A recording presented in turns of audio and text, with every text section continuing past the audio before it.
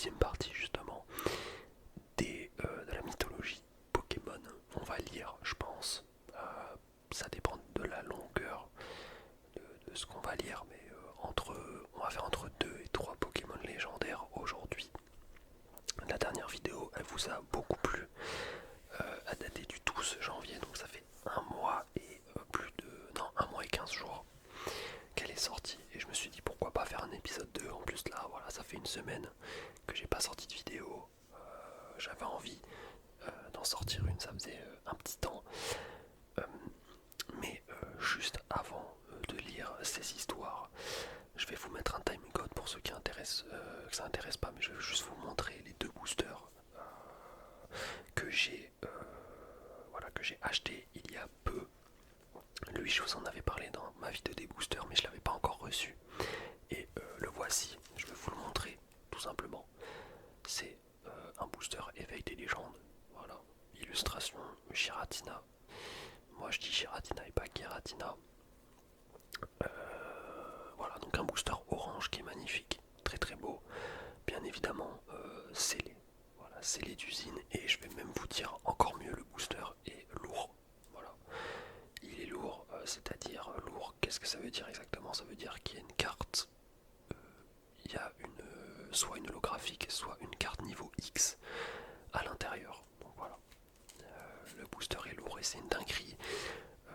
Si pour ceux que ça intéresse, le poids c'est, je sais plus, merde, 18, 68 peut-être le booster, un truc comme ça. Donc voilà. Et ce booster, je l'ai eu il n'y a pas longtemps, du tout. Je l'ai reçu même avant-hier ou hier. Et là c'est pareil, je vous montre bien les stries ici qui permettent d'identifier assez rapidement si un booster a été recollé ou non. Ça fait pas tout, mais ça donne quand même un bel indice. Donc là on est sur le Pokémon Roserade ou Roserade. Ça dépend de comment vous prononcez lui aussi. J'adore. Et celui-là il m'a coûté bonbon, malheureusement, c'est chiant, mais bon, c'est comme ça. C'est comme ça, j'ai pas le choix. Je l'ai eu pour très très cher. Voilà, un petit peu le dos d'un booster et lui aussi parfaitement scellé d'usine. J'essaie de vous montrer un petit peu. Voilà. C'est un léger lui par contre. C'est un léger parce que les lourds, déjà que. Je sais pas si je vais vous dire le prix, en vrai je vais vous le dire, je l'ai payé 650 €. Un booster. 650 €. C'est du jamais vu.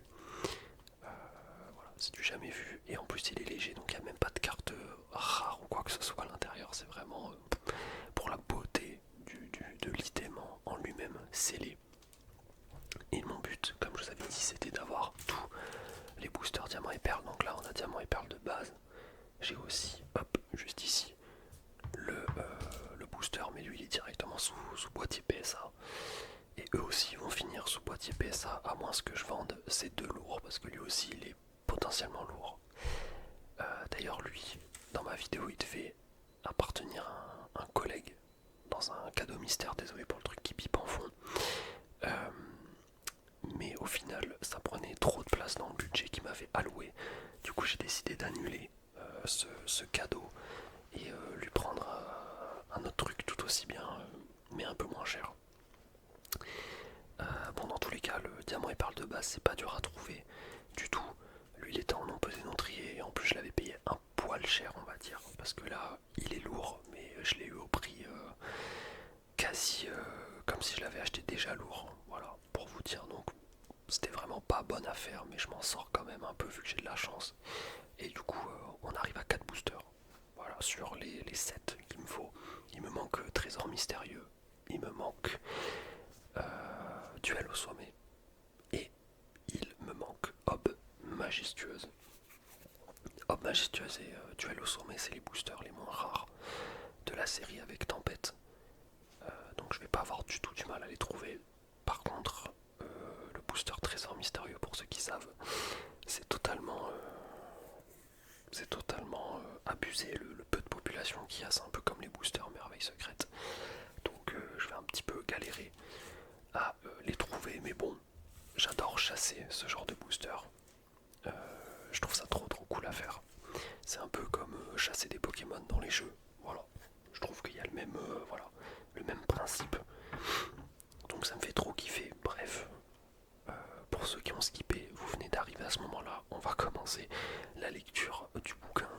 Donc la dernière fois, on avait fait le Pokémon Rayquaza, on avait fait Deoxys et on avait fait Oh-Oh. Voilà, donc là je vais ouvrir le bouquin comme ça. Je vais essayer de pas taper le téléphone. Je vais pas y arriver. Je vais lever le téléphone. Hop. J'ai un peu mal placé le livre pour tourner les pages. Ah mais après je suis con, les pages elles sont molles. Voilà, je peux les tourner comme ça.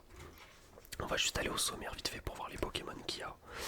Et on va se démarrer une petite lecture tranquillement, de manière tranquille et détente. Hop. Alors, le voici le sommaire. Le sommaire, donc on avance, ouais c'est ça, plus on avance, plus c'est les nouveaux Pokémon, donc on a même Écarlate et Violet je crois. J'espère que je dis pas de conneries, j'ai jamais fait ces versions encore, avec Miraidon et Coraidon. Nous ce qui va nous intéresser, ce sera plutôt la page de gauche peut-être. Mais tiens, ça va être marrant parce que là je suis en train de... J'ai fini Platine, j'ai fini la ligue, mais j'ai pas encore capturé les elfes, donc je pense que je vais lire la page sur eux. Donc on va commencer, on va commencer par les elfes et on verra après. Donc page 20. Hop, on va poser ça, on va aller page 20 direct. Tac, zou. Donc là, putain on en a de la lecture, la vache. On en a de la lecture et waouh, trop stylé. L'image, je vais essayer de, je vous montrerai bien après. On va lire d'abord un peu ce qu'on a. Alors, le reflet du soleil. Voilà, je vous laisse admirer, on voit rien du tout. Donc j'espère que ça vous régale. En vrai, je vais lever le livre comme ça, tout simplement. Et on va, ouais, je vais faire comme ça, histoire que ça touche pas le câble du micro. Donc la trinité de l'esprit, Créelfe, Créfollet et Créfadé. Après avoir créé la matière, je vais même tenter un truc comme ça, hop. Arceus ou Arceus créa l'esprit. Pour cela, il engendra un œuf contenant l'essence des émotions, duquel naquirent trois êtres, Créelfe, gardien du savoir, Créfollet, gardien de l'émotion, et Créfadé, gardien de la volonté. Ainsi, l'existence prit sens, et c'est alors qu'Arceus décida de créer la planète sur laquelle il allait répandre la vie. Créelfe, Créfollet et Créfadé représentent tous trois un aspect différent de la nature humaine. Créelfe est associé à la connaissance et représente l'esprit. Il est connu pour sa capacité à endormir les gens en leur insufflant des rêves agréables. C'est l'être qui, à sa naissance, a conféré l'intelligence aux hommes et aux Pokémon. Son regard a le pouvoir d'effacer la mémoire. Ah ouais, ça c'est un truc de fou. C'est pour cela qu'il maintient ses yeux fermés en permanence. Ah ouais, ok. Quand il prit son envol, les hommes apprirent à résoudre les problèmes. Le savoir était né. Incroyable. Alors, j'espère ne pas dire de bêtises, mais Créelfe, il me semble que c'est celui qui est jaune. Voilà, avec la tête jaune. J'espère ne pas me tromper. C'est possible que je me trompe. Créfollet. Créfollet, c'est celui avec les cheveux roses. Voilà.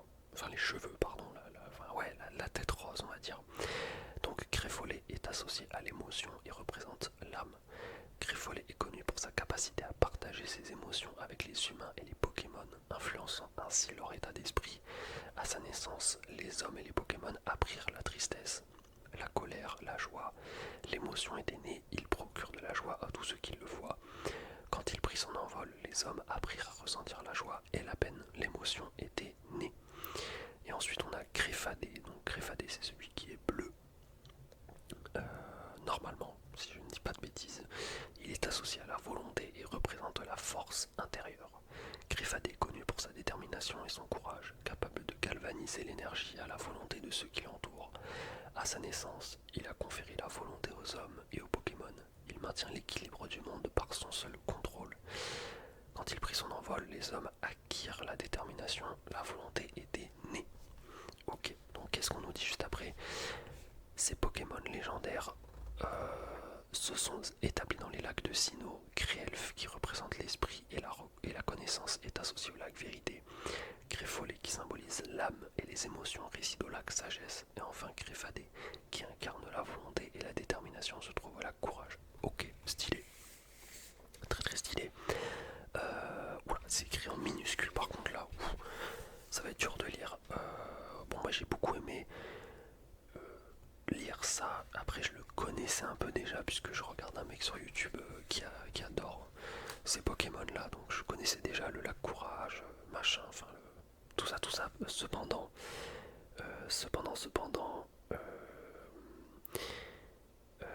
mince. Il y a un truc qui m'a bien plu dans la phrase, mais j'ai oublié ce que c'était. Je suis vraiment débile, c'est dommage. Il est connu pour sa capacité. Ouais, voilà. Il est connu pour sa capacité à endormir les gens en leur insufflant des rêves agréables. Créelfe, ça j'en avais pas la moindre idée par contre. Bref, on passe à l'origine et l'étymologie. Donc, alors juste avant qu'on commence, j'espère que la qualité est pas trop dégueu parce que là je suis en partage de vidéos sur OBS. Parce que j'ai plus de place sur mon téléphone pour filmer, donc j'ai l'impression que la qualité est pas top top. J'espère que ça va pas vous déranger. Les gardiens des lacs Créelfe, Créfolet et Créfadé font référence aux 3 trésors impériaux symbolisant la légitimité et l'autorité de l'empereur. Ok. Ces 3 trésors sont composés de 3 artefacts. Le miroir de bronze Yata no Kagami, représentant la sagesse et est associé à la déesse Amaterasu. La déesse du soleil, l'épée Kusanagi no Tsurugi, symbolisant le courage, est associée au dieu Susanoo. Selon la légende, Susanoo trouva cette épée dans la queue d'un dragon après l'avoir tué. Et le joyau sacré Yasaki no Magatama, représentant la bienveillance, est associé à la déesse de la lune Tsukuyomi. Ces 3 trésors sont utilisés dans la cérémonie d'intronisation de l'empereur du Japon et jouent un rôle central dans la mythologie et la légitimité impériale. Ah oui, mais c'est vrai que là-bas, eh ben, il y a encore un roi, si je ne m'abuse, j'espère ne pas me tromper, qui connaît pas grand-chose à la politique, déjà en France, alors dans les autres pays, vous imaginez bien, mais il me semble que c'est comme en Thaïlande. En Thaïlande, il me semble qu'il y a encore des rois et des reines. Bref, voilà. Donc, légitimité impériale, Créelfe, Créfolet, Créfadé possèdent également de nombreuses caractéristiques de l'hindouisme, dont notamment la pierre rouge au centre de leur front. Ah ouais, c'est vrai, ça rappelle le tilak, une marque censée porter bonheur que l'on appose sur le front entre les 2 yeux, mais également au 3e œil, appelé, waouh, je sais pas si je vais prononcer ce mot, Jnana-Chakshus, qui signifie l'œil de la connaissance. Mais c'est vrai que le point rouge entre les 2 yeux, on a tous déjà vu ça. On a tous déjà vu ça et j'avais jamais fait le parallèle avec les elfes, c'est vrai. Alors, chacun d'entre eux possède également des queues en forme de lotus représentant les forces créatrices, c'est vrai. Créelfe est inspiré de Sarasvati, la déesse de la connaissance, de l'art, de la musique, de la sagesse et de l'apprentissage dans la mythologie hindoue. En fait, ça me fait rire parce qu'elle fait beaucoup trop de choses, cette personne. Enfin, pardon, cette déesse. Le haut de son crâne est de couleur jaune. Du coup, c'était Créelfe, du coup, j'avais raison. Ouais. Couleur qui représente dans l'hindouisme la méditation, l'instruction et la connaissance. Le jaune renvoie également au soleil et à la lumière, pardon. Il représente également le bouclier de bronze qu'on a vu plus tôt, Yata no Kagami, il me semble. Le nom Créelfe vient des mots création et elfe. Ah oui, j'avoue. Ah, c'est incroyable ça. Le suffixe cré de son nom rappelle que Créelfe a été conçu par Arceus au début de la création. Quant à elfe, bah, cela met en exergue sa provenance mythique avec le mot elfe, bien sûr. Ça va de soi. Et pour finir, le dernier paragraphe, Créfolet est inspiré de Lakshmi, la déesse associée à la prospérité, à la richesse, à la chance, à la beauté. Dans la mythologie hindoue, il représente également le joyau sacré Yasaki no Makatama, ce qu'on a vu tout à l'heure aussi, ouais. Le haut de son crâne est de couleur rose, couleur qui est associée dans l'hindouisme à Ganesh et qui représente la sagesse, ok. Le nom Créfolet vient des mots création et feu follet. Le suffixe cré rappelle que Créfolet était conçu par Arceus au début de sa création, exergue sa provenance mythique avec le mot feu follet. Créfadé est inspiré de Benjamin Pavard, la déesse de la volonté, de l'amour, de la fertilité, qui est également associée à la puissance cosmique dans la mythologie hindoue. Il représente également l'épée Kusakani no Tsurugi. Le haut de son crâne est de couleur bleue, bien que couleur qui symbolise le courage, la capacité à lutter contre le mal et la vérité. Très stylé ça. Le nom Créfadé vient des mots création et farfadé. Putain, c'est ça. Ce que je me disais en plus, Créfadé, ça me dit. Mais oui, c'est farfadé le mot. Le suffixe cré qui rappelle Nanani, il a été conçu, ça on a compris quant à fadé, cela met en exergue sa provenance mythique avec le mot farfadé. Ouais, ok, d'accord, donc c'est un petit farfadé quoi. Et on va voir l'image, image, après avoir parlé pendant autant de temps. Tac. Donc là, hop, on va exercer une pression pour que je puisse bien vous montrer. C'est magnifique. Franchement, trop stylé. Donc, Créelfe, Créfadé, le farfadé, et Créfolé, le faux-folé. Voilà. Lequel vous préférez vous? Moi, je vous avoue que celui que je préfère, c'est Créfadé, je pense. Donc le bleu. J'aime beaucoup la forme de sa tête et j'aime la couleur bleue. Sinon, à part ça, c'est exactement les mêmes. Oui, à part la tête, ils ont le même corps, les mêmes deux queues en forme de lotus et la même pierre ovale rouge. Ouais, mais après, l'un ne va pas, enfin, l'un va avec les autres. Je préfère Griffadé, mais les trois, voilà, font la paire, même si c'est pas une paire du coup. Et on a un petit texte à droite qui nous vient de la bibliothèque de Joliberge. Donc, bibliothèque de Joliberge, si je dis pas de conneries, tu prends le bateau, ça t'amène à l'île de Fer, on te donne un Lucario. Enfin, tu trouves un Lucario dans la grotte niveau 1. Enfin, pas un Lucario du coup, un Riolu, voilà.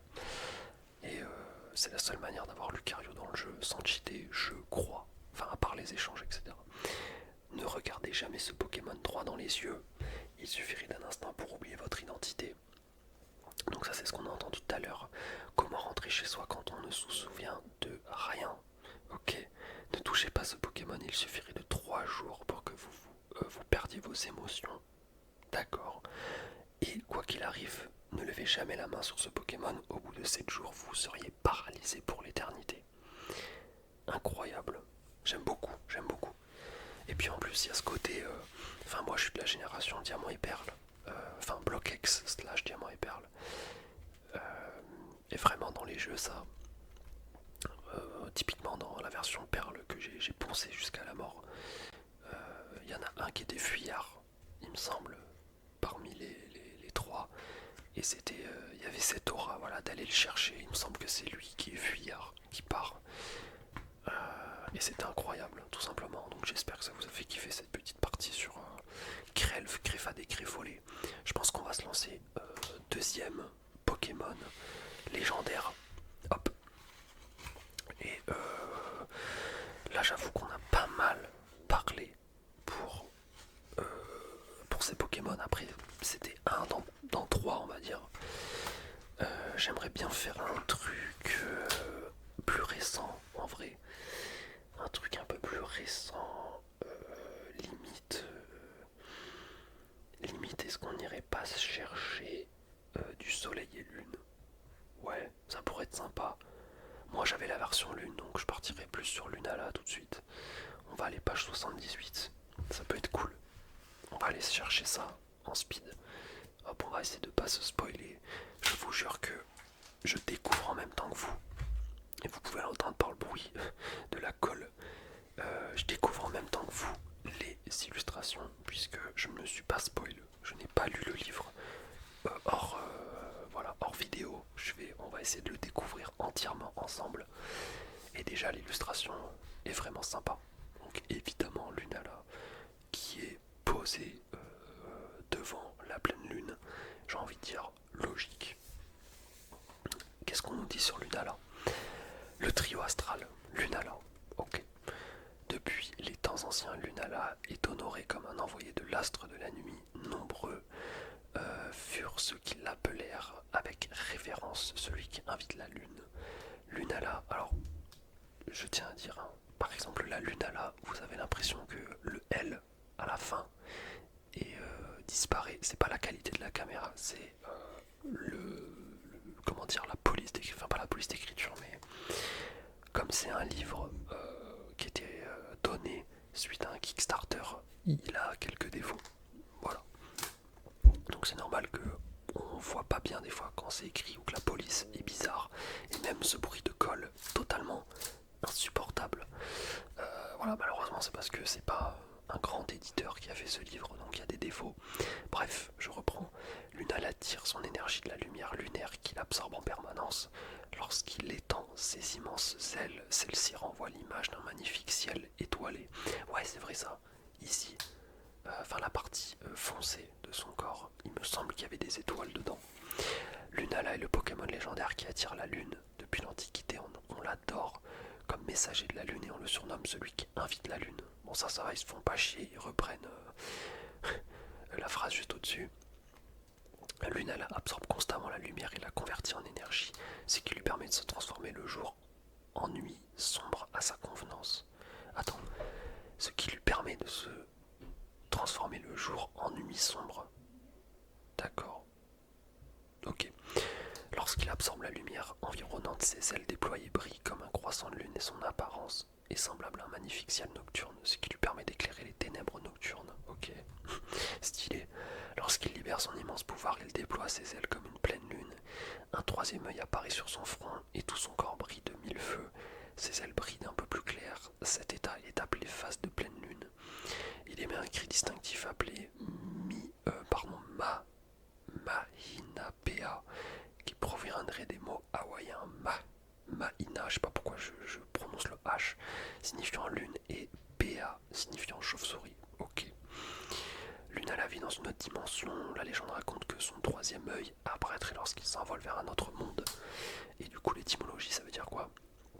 Lunala peut faire référence aux deux espèces de chauves-souris hawaïennes connues, la Macroderma giga, la chauve-souris fantôme, et la Lasurius cinereus semotus, la chauve-souris cendrée.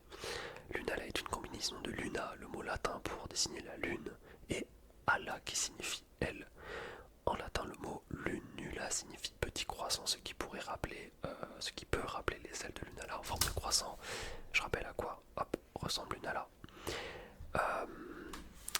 Alors là déjà, on voit la différence de ce qu'on peut raconter sur un Pokémon légendaire par rapport aux Pokémon plus vieux. Pardon. On se rend compte d'un truc, c'est que malheureusement,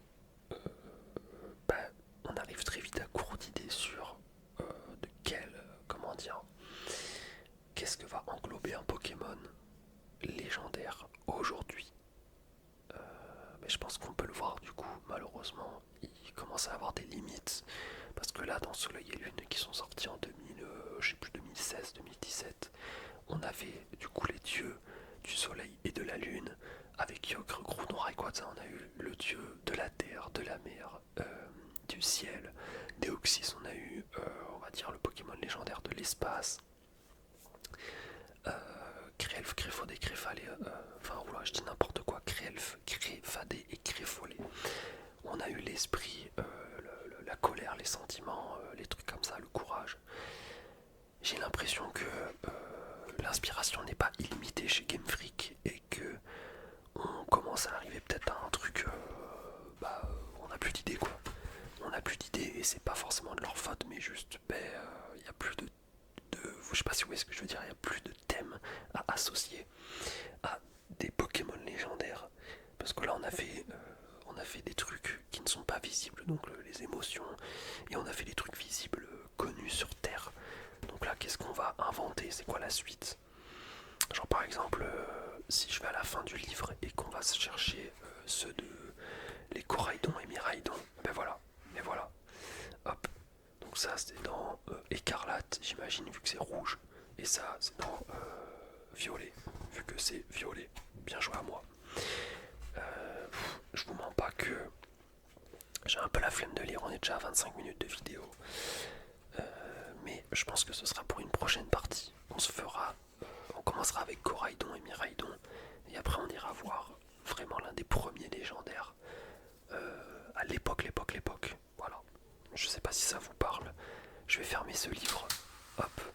Et j'espère que cette petite vidéo vous aura plu. Je vous avoue que je tiens pas du tout le rythme que je m'étais imposé en fin d'année dernière. Je me rappelle, je vous avais fait des belles paroles. Je vous ferai une vidéo par semaine, ou même une vidéo, 2 ou 3 vidéos par semaine, etc. Bon, on est très loin de ça. Je vous avoue qu'en ce moment, je suis carrément pas trop dans les vidéos. C'est pour ça que je préfère pas me forcer à sortir des vidéos.